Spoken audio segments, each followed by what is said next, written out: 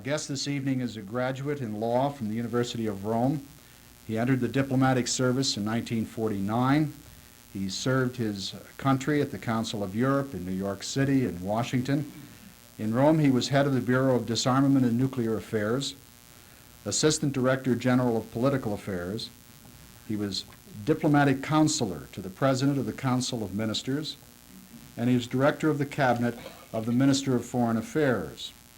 He then was head of the Italian Permanent Mission to the International Organization in Geneva, and later served as Deputy Secretary General of NATO.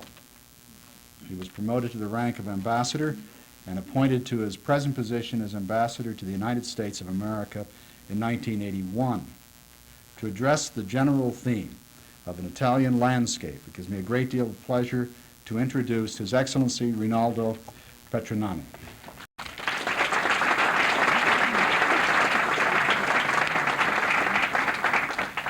Thank you, Mr. Bird, for your introduction.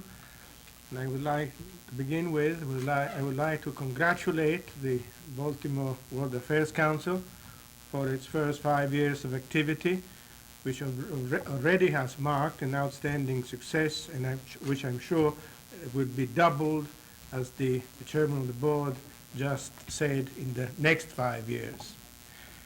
I'm very happy and glad to be here tonight to speak to you about relations between Italy and the United States.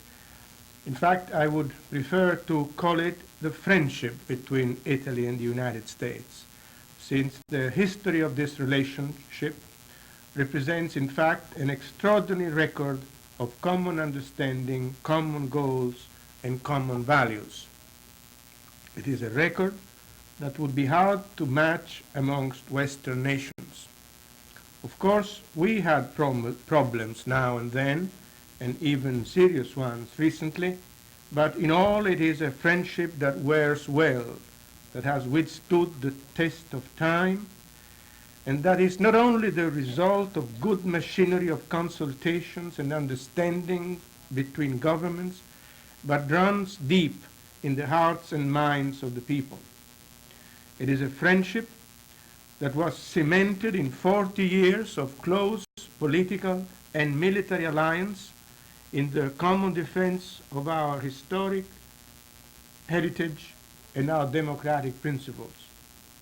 I could find no better quotation to support my statement than the words used by the President of the United States on October 19th last, at the 10th anniversary of the National Italian American Foundation, when he said to me, and the clouds on the horizon of our relations at that moment had not yet been dispelled, when he said to me and to millions of his fellow countrymen of Italian descent that this friendship between the United States and Italy is unshakable.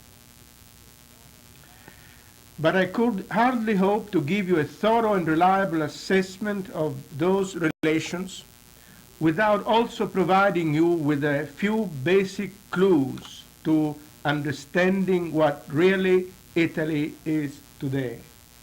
Indeed, what my country has become in the last 40 years is the result of the interaction between three basic factors: the peculiar vitality and long-standing tradition of the Italian people, our commitment to the building of an enlarged European community, and the unique conditions of stability and security that only the alliance with the United States in the framework of the NATO treaty can provide. But as to the relations between us, there is quite a lot more to say than that, since they are far broader than a military commitment to common defense. From the very beginning, we in Italy never considered the alliance with the United States as a marriage of convenience. Besides the urgent need to repel the bold and aggressive communist threat of those early years, that alliance was, above all for Italy, the historic encounter with a great nation whose values of freedom and democracy we had just won back after the painful trials of a war and a civil war, and that ever since have remained the fundamentals of Italian society. Italy's confidence in her own future blossomed again out of the rubble of the war, thanks also to her confidence in the American people, in America's generosity, fairness, and democratic freedom. Italy's outstanding achievements in the post-war period would be unthinkable outside of the framework of our alliance and friendship. But let also bear in mind that in the meantime, the United States themselves have been benefiting more and more from their Italian ally. Italy has worked hard and long to achieve the prominent position she now rightfully holds among the main Western nations. Not only has she embraced the political and economic systems that emerged 40 years ago under the leadership of the United States, but she has also actually contributed in strengthening those systems. In strictly military terms, Italy is second to none in taking her share in the common defense, and indeed she ranks herself amongst the staunchest allies of the United States in Europe.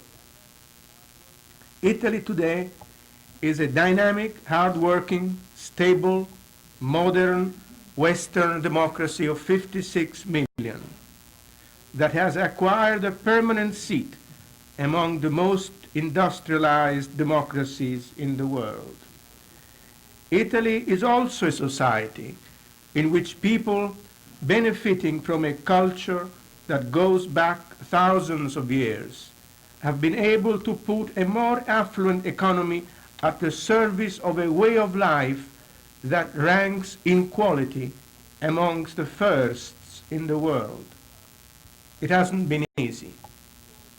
Few other countries have been going through more dramatic social and economic transformation since the end of World War II. In the 50s and 60s, 20 million people moved from the south to the north in Italy to meet the new demands of our industry, confronted with new competition that was brought about by the EEC market. Gaps between social classes were effectively bridged. Centuries-old regional barriers were smashed down. In the once poor and mostly rural country of emigrants, vigorously shook off poverty and fascist autarky and came out to meet international competition and trade. Today, only slightly more than 10% of the population lives from the land. Poverty has been totally eradicated in most of the country, while the average standard of living has increased well beyond the most optimistic expectations. The figures of Italian post-war industrial growth are impressive. Since the end of the decade 70-80, Italy has become the first world producer of electrical motors and leather apparel, the second world producer of sewing machines and motorcycles, ranking right behind the United States in the production of wool clothing.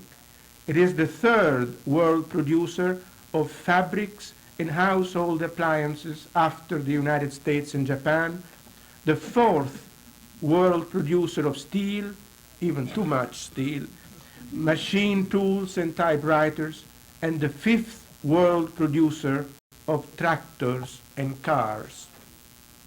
Indeed, for 25 years, running from 1960 to 1984, Italy's economy has increased at a remarkable rate of 3.2% annually. The economic growth did not stop after the so-called economic miracle of the 50s and 60s. The increase of our GNP in the late 70s and early 80s has been bigger than that of other major European nations. Even more significant is that over 46% of the Italian GNP is accounted for by imports and exports. This is what makes Italy a country naturally open to the world and, above all, to the Western industrial community as a whole. Italy is well known in America and in the world as a leading producer and exporter of some traditional consumption goods. Fashion, design, style are often supposed to be her major and only true domain. Textile, clothing, shoes, jewelry, and interior designs items have in fact marked an increasing Italian presence on the American market in the last few years. Centuries of tradition in craftsmanship and art are naturally linked Italy's image to one of refinement, sophistication, and culture. And success stories like Gucci's or Benetton's confirm this image with an astonishing turnover in the United States and elsewhere. Nevertheless, nothing would be more misleading than to forget that while defending her high reputation for style and inventiveness, Italy also produces more and more high technology machinery, from industrial robots to electric hardware and software, from precision machine tools to advanced military equipment. A strategy of international alliances has certainly played an important role in some of the recent achievements of our industry, a strategy that is well known to the American industrial community, but not always to the American public at large. With particular reference to the United States, let me just mention a few examples of successful cooperation presently underway. Montedison with several United States corporations, such as Hercules, Cytogen, amongst others, in the pharmaceutical field, Olivetti with AT&T in computer sales, Air Italia with Boeing in aircraft manufacturing, STET and IBM in telecommunications and industrial automation. The Italian economy today presents a healthy picture of a vigorous revival, especially in the private sector of industry. In fact, the entire private industrial outlook is now one of high profits and increasing productivity. For instance, an industrial group like Fiat, the biggest private company in the country with an output equal to 4% of the entire GNP, rose its net income from 0.4 to 2.6% between 1981 and 1984. The chemical group Montedison, the second largest private sector corporation, expects to harvest this year about $56 million net profit. Pirelli is also going very strong, Olivetti, and other important firms of the private sector. Moreover, relations between management and labor have noticeably improved. Gone are the days when bitter clashes and squabbles crippled our industrial capacity and prevented management from looking ahead to modernizing plants and restructuring production methods. The number of work hours lost through strikes has diminished drastically, and the possibility of reforming the inflationary system of wage indexing is no longer unrealistic. Optimism is once again the order of the day in the private sector, and with good reason, because big revenues are flowing. Just an example, let me repeat to you what Mr. De Wind, chairman of the board and chief executive officer of Eaton Corporation of Cleveland, was saying to me only a few weeks ago. Eaton Corporation's investments in Italy, where the company employs more than 3,000 local personnel, are right now, told me Mr. De Wind, the more profitable of all those that the same group has in 25 countries. Good performances, though, are not strictly limited to the private sector. Public corporations controlled by the government holding Erie, totaling sales for about $30 million, and the largest non-oil company outside the United States, has substantially reduced its losses this year. The other giant holding company of Italy's public sector, Eni, after losses of $2 million in 1982-83, will return to profitability this year. The forecasts for 1985 indicate that the GNP will increase by 2.4%, while next year the rate of increase is expected to be between 2.5 and 3%, that is to say, one of the highest in Europe. Well beyond what statistics show, there are plenty visible signs of general well-being in the country. It is not just the appearance of well-being, it's the real thing. What is then the secret of the Italian success? One possible explanation is that our standard of living is simply higher than statistics indicate. According to some estimates, business operating below the surface of the official figures may in fact account for something like 20-25% of our actual economy.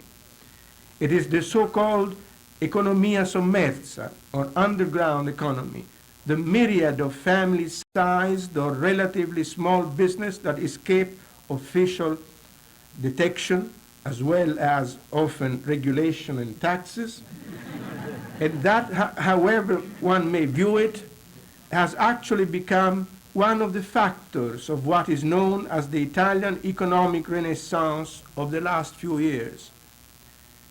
In other words, it would not be out of place to say that Italy's real standard of living is today virtually equal to that of Great Britain. Of course, not everything is rosy in this picture. Nothing is perfect. Serious structural problems remain, which continue to hamper a well-balanced growth and make economic planning and management more difficult. Reductions of the deficit in the government budget, currently running at 16% of the GNP, which is a very high figure, are hard to achieve. Government involvement in some sectors of the economy, unemployment benefits, and social security costs are mainly responsible for this deficit. Of course, deficit is not an Italian a problem which we know only in Italy. As a consequence, but our is stronger. As a consequence, government's indebtment is very heavy. Trade deficits are also casting a shadow on this picture. But the main source of concern is unemployment. Its figures are high, although the phenomenon is concentrated in certain areas of the country or in certain sectors of industry. Steel, for instance. The steel industry is one of the worst hit areas, and other geographically there are areas around Palermo, Cagliari, and Naples which are very severely hit by unemployment. The main problem seems to be how to generate more wealth, which we are doing, while creating more jobs at the same time, which still remains a problem. Very little or no progress at all would have been made without the general improvement that has taken place on the Italian political scene in the last few years. That is why we could overcome the serious crisis that beset the country in the 70s, when social tensions, the dramatic rise in communist votes, and the threat of terrorism seemed to have driven the Italian social structure to the brink of collapse. At its lowest ebb, the tide changed.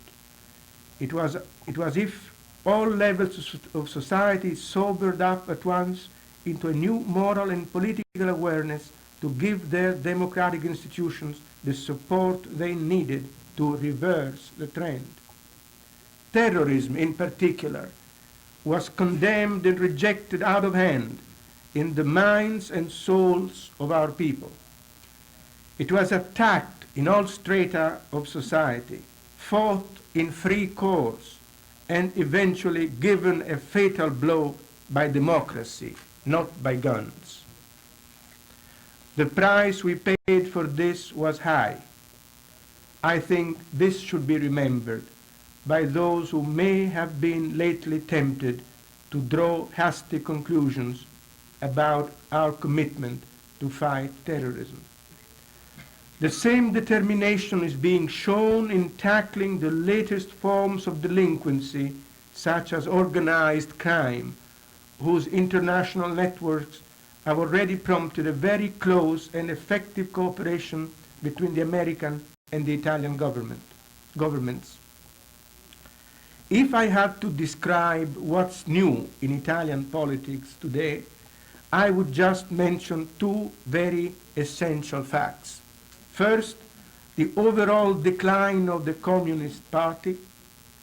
Second, a noticeable increase in stability amongst the parties that make up the ruling coalition led by Mr. Craxi. Although it is true that the Communist Party can still harvest between 1/4 and 1/3 of all the votes, nevertheless, its loss of momentum is evident in numbers, ideology, and leadership. In the last local election of May, the Communists lost their long-time control of several important cities, including some industrialized areas where their mass support has been traditionally rooted, and even Rome itself, which they have proudly held for nearly a decade. Communist hold on the masses can still gather dozens of thousands on a street march of protest, but their grip on rank and file of the working class is loosening. Their appeal to intellectuals has waned considerably. Their lack of practical responses to the needs of a rapidly evolving society is already splitting their leadership in unusually open debates. The fact is that Italian communists are undergoing a deep change. However paradoxical this may sound to you, our ever-changing governments do not necessarily imply substantial change in political course. On the contrary, the Italian political system is in this respect one of the steadiest in the Western world. Apart from the communist frozen opposition, the Italian electorate is basically prudent and stable. Lately, though, some new remedies seem to have been found even against this apparent instability.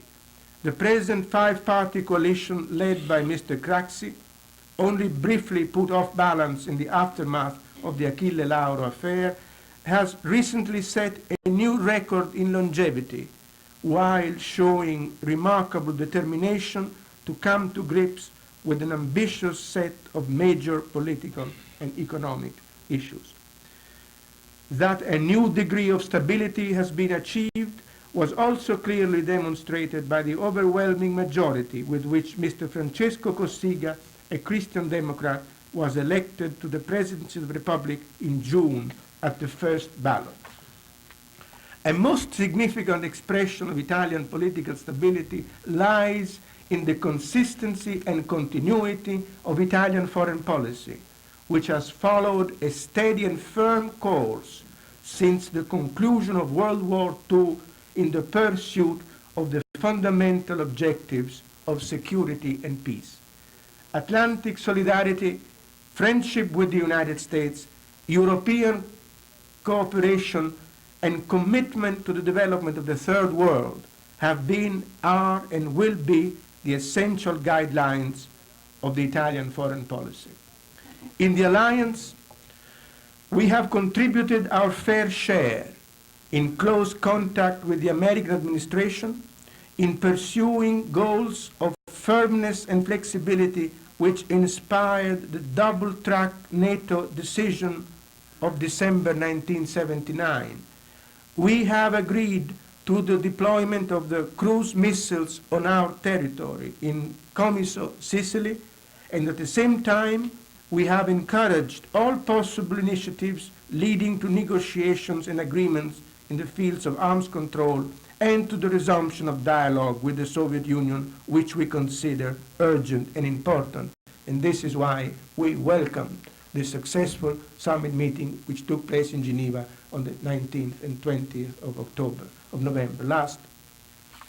Our friendship with the United States has extended beyond the cooperation within the European boundaries and has brought us together in several joint endeavors in sensitive crisis areas such as the Middle East.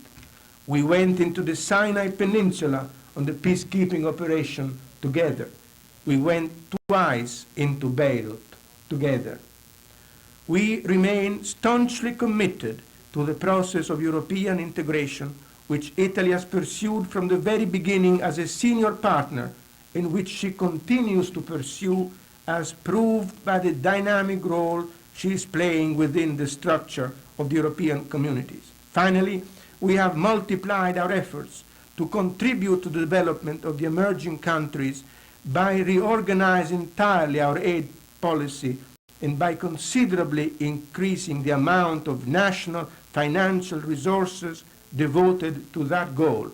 Italy spends today an enormous amount of money in aid and assistance to the Third World. The global amount of Italian foreign aid between 1980 and 1985 has been approximately of $7 billion. It is expected to be of about $2.2 billion for 1986 and $2.3 billion for 1987. Italy's history has always been rooted in Europe. Nevertheless, Middle East and the Mediterranean has been our neighborhood for centuries. We still have a peculiar sensitivity to all major political developments taking place in that part of the world, since they would inevitably have a direct impact on our security as well as our economy. If there is undoubtedly a need for standing up against the danger of communist expansionism through Soviet-supported anti-Western regimes, one should also bear in mind that rivalries among Arab nations, political and religious struggle among ethnic groups, as in Lebanon, and lately the violent outburst of Islamic fundamentalism in Khomeini's Iran, all can have a disrupting effect on the balance of that region where Italy lives. Italy lives in the Mediterranean, and we have to continue to live in the Mediterranean. None of these elements can be ignored or underestimated. Any easy labeling of enemies and friends is bound to lead to delusion and at a high price.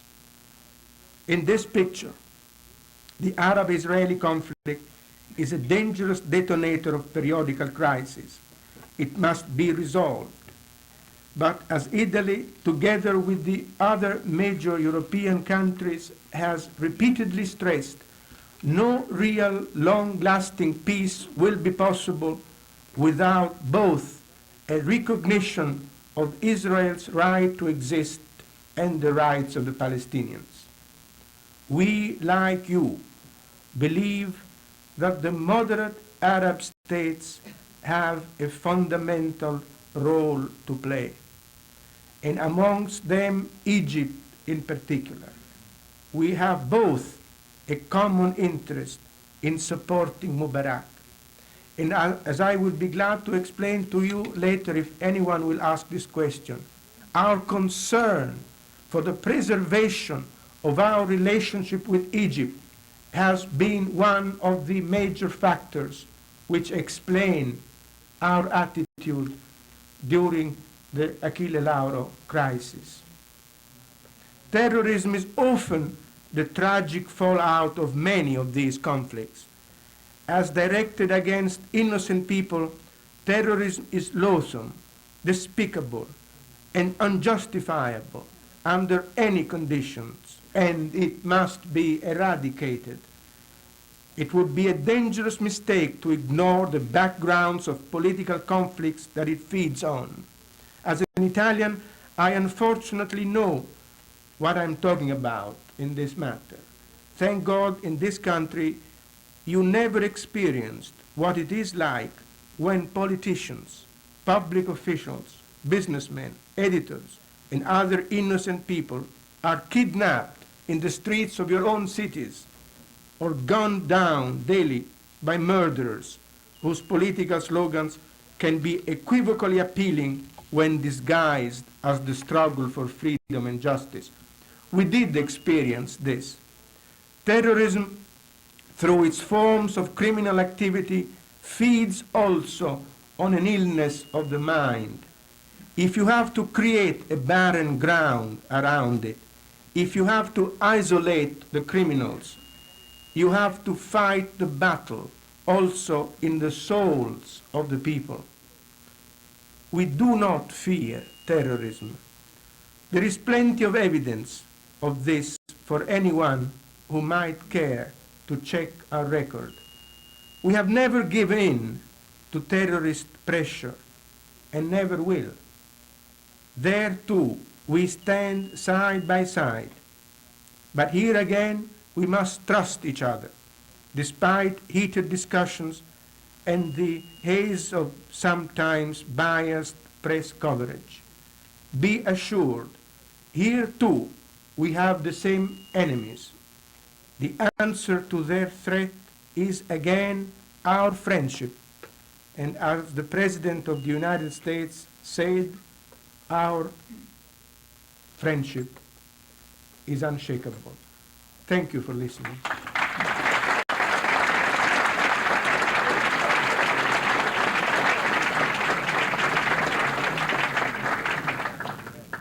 I would be very glad to take any questions from the floor that you might want to ask me. Yes?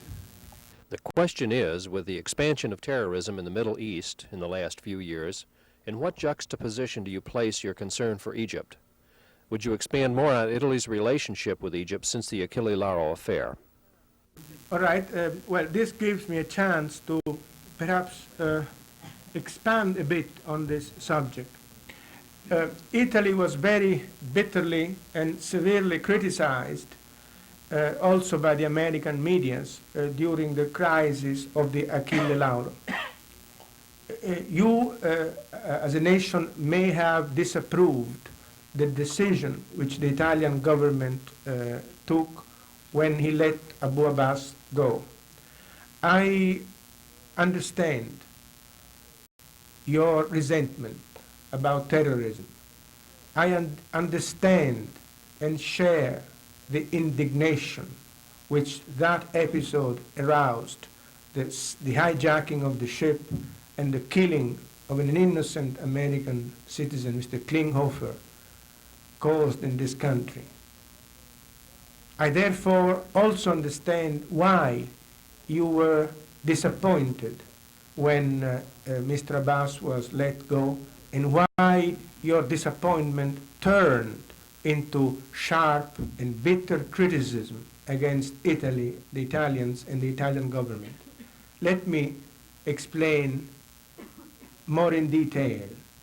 Perhaps you will not approve what the government decided to do, but at least I imagine that you will be able to understand better the context of the circumstances in which this happened. I would like to make two preliminary points. First, throughout the whole crisis of the Achille Lauro, from the very beginning to the end, we never gave in to the blackmail of the terrorists. We never treated with them. We would have never done so.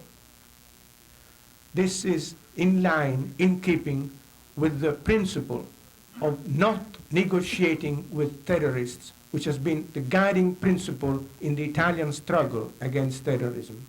With success, I would add, with a certain pride. Secondly, we have been cooperating with you right from the beginning to the fullest extent possible. You may not know that the Italian military and the American military were getting ready to plan military action against the Achille Lauro. We were ready to put the life of our soldiers at risk, together with that of the American soldiers, in order to free the ship, because we would have never given in to the blackmail. Therefore, the alternative was to make a rescue attempt. Of course, as subsequent episodes have proven, rescue attempts can be very costly in terms of human lives. So you don't want to jump into a rescue attempt without having first explored all other possible avenues. And this is what we did in the case of the Achille Lauro. The Italian government and the American administration was fully informed, and in agreement with this, had accepted the good offices of the PLO in order to try to bring the crisis at a solution. This man, Abbas, went to Egypt as an emissary of the PLO. We did not know that he would be the emissary. We had never had any contact with Abu Abbas. And this man, Abbas, started working in Egypt in close contact with President Mubarak in order to bring the crisis to a solution without blood and without further losses of human lives.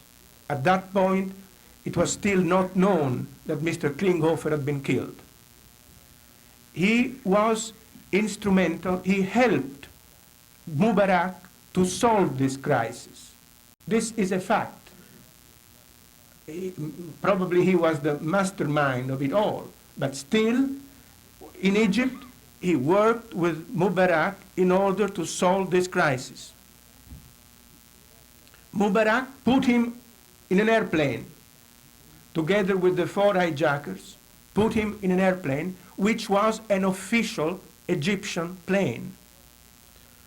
This plane was intercepted by the American Navy jets and persuaded to land in Sigonella, which, of course, from the point of view of international law, was not what you would call a strictly orthodox operation. Nevertheless, the Italian government gave full support to this operation, because what counted, what mattered, was to bring to justice the 4 criminals who had been responsible of the hijacking of the ship, the 4 Palestinians, amongst whom there was one man who had killed Klinghoffer. And we needed those persons because we wanted to put them on trial in Italy so that justice be done. And to this effect, the Italian government immediately responded with an affirmative reply to the American request to give landing authorization to the airplane. The airplane landed. The 4 Palestinians, the 4 hijackers, were quickly turned to the Italian magistrates. Mr. Reagan had asked that all of the Palestinians, including Abu Abbas, be detained. During the conversation at night, Mr. Craxi answered that certainly the 4 would be detained, and as to the other 2, they would also be detained because he had to make investigations on what their position was. At that point, Egypt asked to get the plane back with Abu Abbas. This man never for a moment during his stay in Italy left the Egyptian plane. He was, throughout the duration of his stay, in the Egyptian plane under the protection of 10 armed guards commanded by an Egyptian officer. During the 48 hours of his stay in Italy, the American administration made a request aimed at having this man delivered to the American government. That request was considered by the Italian government. Yes, it was found that the legal proofs, evidence were not, at that point, were not adequate for us to keep that man in jail and to deliver him to the United States. But let's leave the legal arguments aside for a moment. While we were discussing this with the American administration, Mubarak was insisting that this man should not be given to anyone but should be let go and return to Egypt together with the airplane.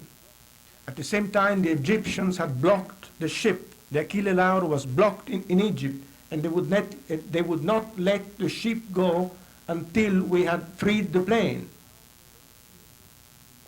Our relationship with Egypt was really coming close to the point of breaking. And may I add that also your relationship with Egypt was rapidly deteriorating and was coming under severe strain during those days, also as a consequence of the interception of the Egyptian plane.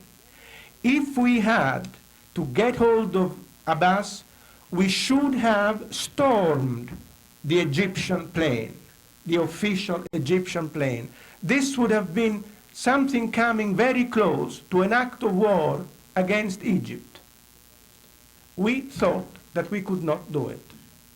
Under the circumstances, given our relationship with Egypt, given the fact that Mubarak himself was finding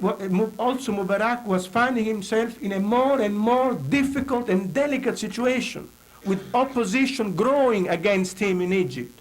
Do we want to have Khomeini on the banks of the Nile? Do we really want to destroy Mubarak?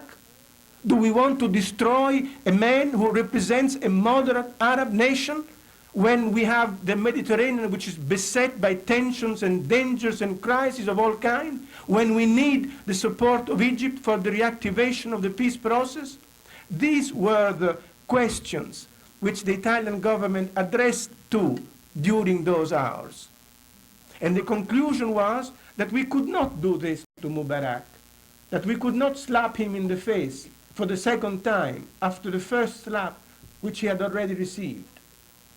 And the consequence of this very tough, very difficult political situation in which we found ourselves was that we could not do it.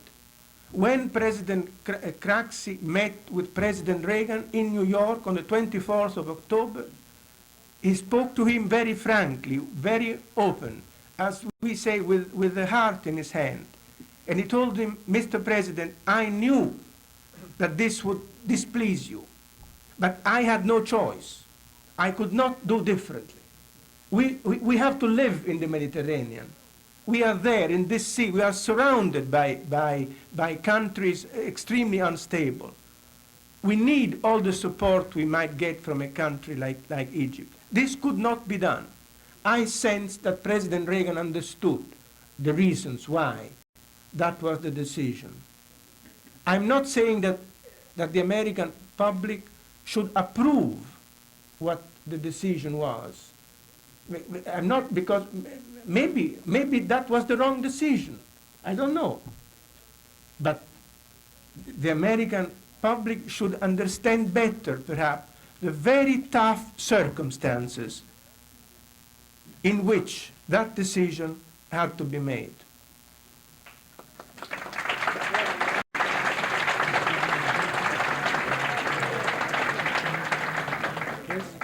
The question is, would you describe what a moderate Arab nation is? Also, as a part of the contract for signing a peace agreement with Israel, Egypt received all the oil in the Sinai Peninsula, yet Mubarak doesn't maintain diplomatic relations with Israel. Well, I'm glad to answer this question. In fact, this term, moderate Arab nations, is not a term which I invented. This is a common description of certain Arab states which are called moderate Arab states, as opposed to other states which are more extremist, such as Libya or Syria. Certainly Egypt, Jordan, Morocco are considered, rightly or wrongly, but that is what the description of their situation is, are described as moderate Arab states. I guess that Saudi Arabia is also a moderate Arab state. They are all states with which the United States have very close, very fruitful relations.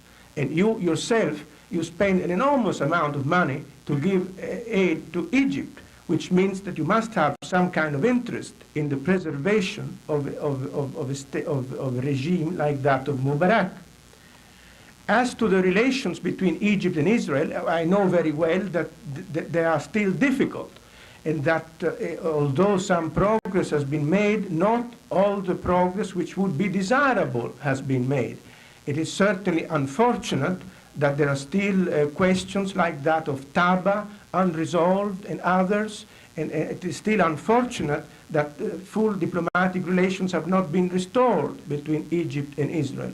And certainly we regret this, and we constantly try to use all our influence as you United States, as you America or United States government do, in order to activate this process of normalization in the relationship between Israel and Egypt.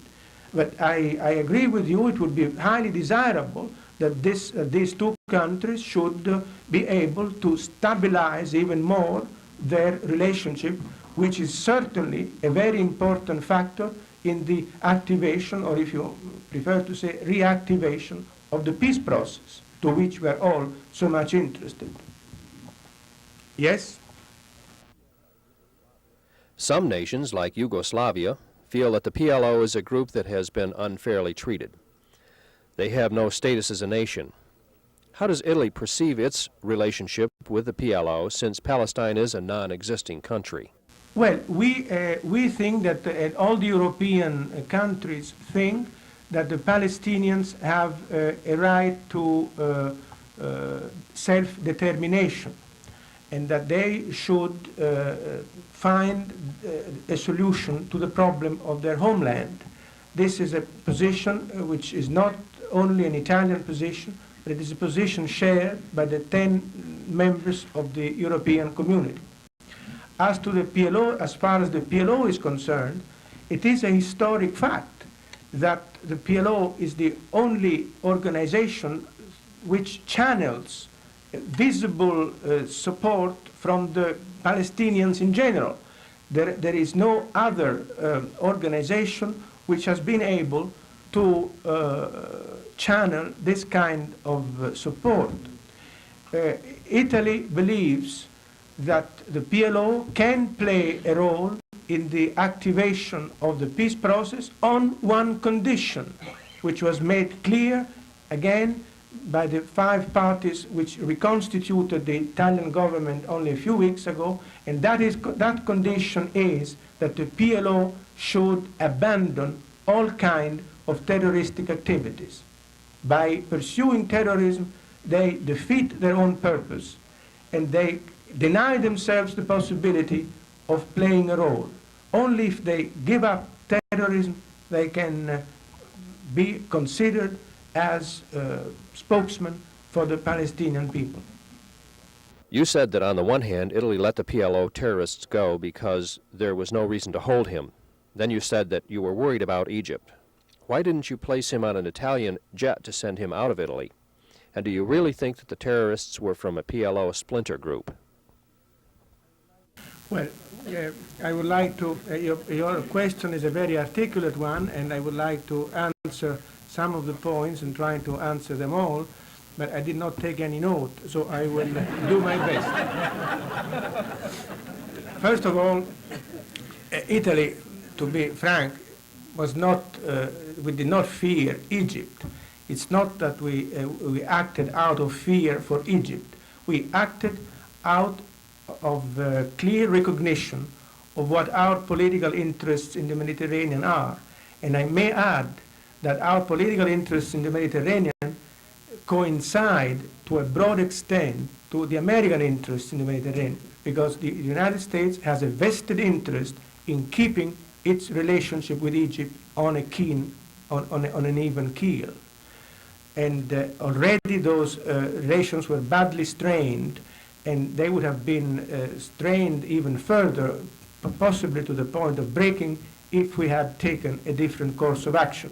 So it was not that we acted out of fear, but we acted again out of a clear recognition of our broader political interests. Because when you cannot just have one idea and forget all the rest, I mean, we live in a world where there are several factors which play one against the other, and when you make a decision, when you take a step, you have to consider the whole picture and not just ignore everything else and just have one single objective.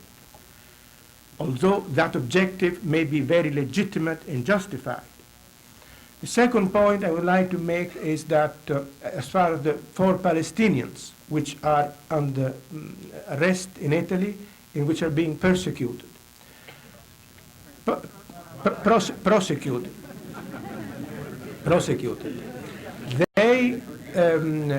they have been so far condemned for found guilty on minor accounts, such as the detention of weapons. And these were the easy accounts which were brought, and the charges against them were easily, could be easily dealt with, so that by condemning them, we could secure that they could stay in prison for a much longer period of time, and then so that the magistrates could have ample time and opportunity to bring the other more important charges against them, notably hijacking of a ship and murder. They will be, I'm sure, prosecuted with all the necessary vigor and justice and fairness, but above all, vigor. We have never let people go out of a blackmail. Whatever the situation will be, I hope that the extreme situation which you refer to will never arise, but in any case, those 4 criminals will be brought to justice and will have to respond for what they have done. I will say that it is a burden to continue this trial, which a burden which the Italian magistrates and the Italian people are happy to bear, because the prime goal here is that justice be done. As to the other points you made, the beginning, why did we not keep Abbas longer? Why did we not choose another country's plane? Why did we not serve him a meal on an Italian aircraft? Why did we not do this? Why did we not do that? Well, there are many things which we could have done and which we did not do. The main point was that the decision was that this man should be let go. And nobody would want to go back on that Egyptian plane anymore. They simply would not want to go back on that Egyptian plane. because they were afraid to be shot down. And if that plane had been shot down in the Italian skies, that would have created a hell of a problem. We already had had a very difficult experience with the Delta man who landed in Sigonella without any notice, and who surrounded the Italian military forces who had surrounded the Egyptian plane. And then other carabinieri were brought to surround the Delta man. This is a situation. The American military are always very, very welcome in Italy. And you can ask any military officer who has spent time in Italy how he was treated and received. They are welcome on condition that they consider themselves as guests. And as a guest, you don't go around executing military operations or taking off as they did without having the authorization of the proper military Italian authorities. That brought our relationship to a very critical situation. And if you want to lose, I mean, you have friends in the world, you are a great power, you are a superpower, and maybe you think that you can do without friends. But those which you have, and which have been your friends for 40 years, I think you have also, from your own selfish point of view, an interest to keep.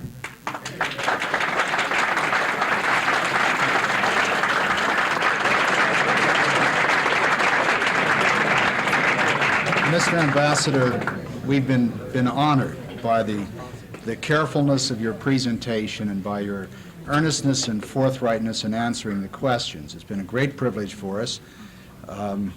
We're impressed by the product of Italy's University of Rome and your cultural tradition. You represent your country marvelously, and we thank you.